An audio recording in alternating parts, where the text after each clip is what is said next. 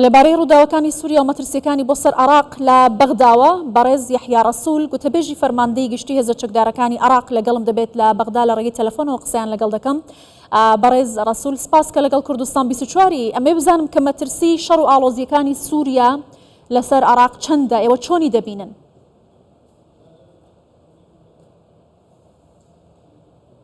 بسم الله الرحمن الرحيم. مساء الخير. بەناوی خی بەخشندە و مێهرەبان شەوی ئەوە بنەرانی کوردستان 24 باش بێت بە دڵنیاییەوە بارودۆخی ئێستا بارودۆخێکی زۆر ئاڵۆزە، چونکە وەکو دەزانن ئەو ئاگربەستەی کە بۆ وەستانی شەڕ کراوە لە نێوان قەوارەی زایۆنی و لوبنان دەبوایە کە بارودۆخەکە بە شێوازێکی تر بێت. ئەمە وای کردووە کە گروپە چەکدارە تیرۆریستەکان لە سووریا بەڕاستی دەست بە کۆمەڵێک هێرش بکەن و توانیویانە هەندێک ناوچە لە حەلەب داگیر بکەن. ئەمە پەیامێکی زۆر نەرێ نییە و پەیامێکی باش نییە. ئێمە وەکو سوپای عێراق وەکو هێزە چەکدارەکانی عێراق هەموو ڕێکارێکمان گرتووەتە بەر لە دوای با بڵین کۆتایی هاتنی داعش دەستمان بەوە کردووە کە سنووری عێراقی بەگشتی و بە تایبەتیش سنووری عێراق و سووریا بپارێزین و ڕێکاری پێویستی بۆ بگرینە بەر سەرکردایەتی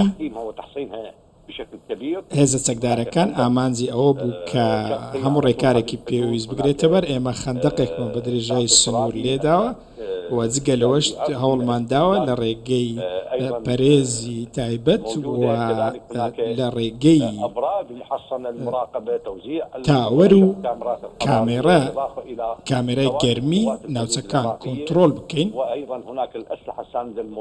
جگە لەوەش بە چەک و ئێشکگیری بە قوڵایی 7 کیلۆمەتر لەسەر سنوورەکان جێگیر کراوە بۆ ئەوەی ببنە پشتیوان. جگە لەمەش ئێمە ئێستا پشت بە هەواڵگریەکان دەبەستین بۆ ئەوەی ئەم گروپانە ڕاوبنین. باشە، کەواتە دڵنیایی ئەوە دەدەن کە هیچ شتێکی نامۆ لەسەر سنوورەکانی نێوان عێراق و سووریا ڕوونادات؟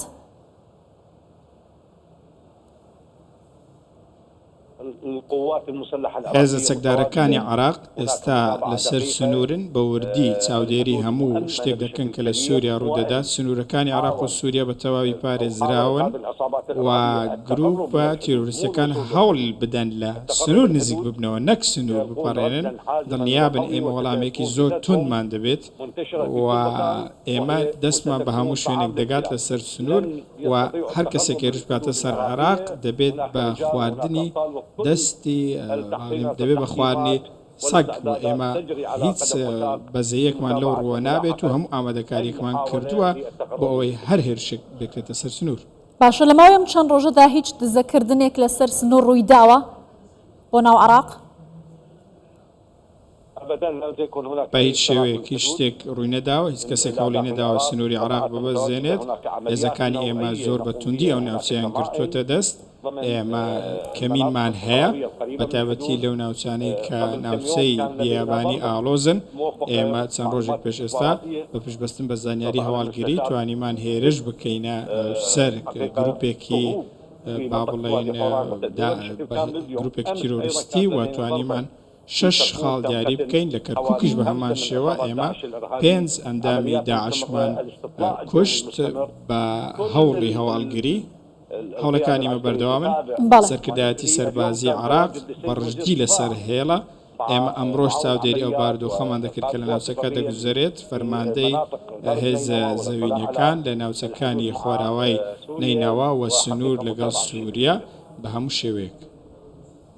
زۆر باشە، ئێمە سناریۆکانی 2014 بە باس بکەینەوە جارێکی دیکە. ترسی دووبارە بوونەوەی سناریۆکانی 2014 هەیە کە کاتێک بینیمان گروپە چەکدارەکان لە سووریا و بەرەو نینەوە هاتن. ئایا عێراق لەمە دەترسێت ئەمە ڕوو دەدات؟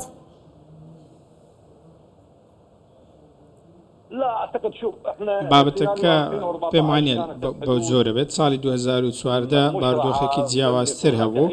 لەو ماوەیەدا ئێمە هیچ هێزێکی ئێشەگریمان لەو ناوچانە نەبوو، بەڵکەوەی هەبوون لەنەو شارەکان بوو. ئێستا لە ناوچە بیابانەکان ئێمە خاڵمان جێگیر کردووە. دوای ڕزگارکردنی مووسڵ و کۆتایی هێنان بە داعش تاکە ئەرکی ئێمە پارێزکردن بۆ لە سنوور لەگەڵ سووریا. بەڵێ هەندێک ناوچە هەیە تاکو ئێستا هێزەکانی سووریا کۆنتڕۆڵ نەکردووە. پێویستە ئێمە ئەو ڕێکارانە بگرینەبەر لەبەرەوەی ئاسایشی نیشتمانی عراق پێش هەموو شتێکە سنوورەکان پارێزراون بە هەموو شێوەیەک لە دەستی ئێمەدان هەموو ڕێکارێک بۆ سەلامەتی سنوور و خاکی عراقی گیراوەتە بەر. باشە ئەگەر گروپە چەکدار عراقیەکان بەشداریان لە شەڕی سووریا کرد ئەمە گەرە لە بەرچاو بگرین چی ڕوو دەدات؟ عراق چۆن دەتوانێت دم دۆخە کۆنتترۆل بکات؟